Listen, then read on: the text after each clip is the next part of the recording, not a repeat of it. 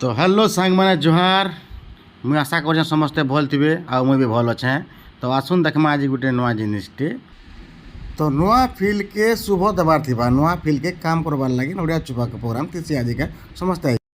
तो इन पलि थीसन आम सरपंच आज्ञा आम चेयरमैन आज्ञा आ अच्युता पलि थीसन। तो इन आम सब पिला मैंने भी रेडी थीसन। तो तांकु स्वागत करवार लगे सब पिला तले रेडी थीसन। तो यहाँ पलि आस स्वागत करवार लगे आम दुईटा पिला आ स्वागत कर सारापर नड़िया चुपा डाकी नेसुँ। तो पड़ियार यहाँ आरंभ है आमर जेहेतु आम बनपड़ार गोटे फिल्ड नहीं थाई तो इधर नुआ है गोटे फिल्ड है।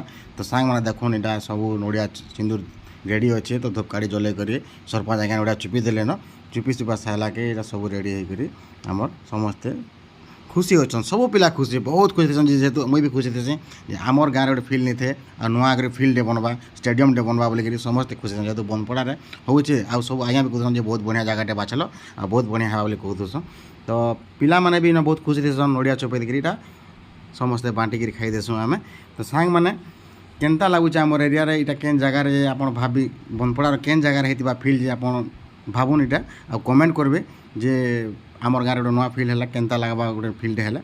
तो मोर ब्लॉग केनता लगा आपको लाइक करेंगे शेयर करेंगे कमेंट करी निश्चय कहे धन्यवाद।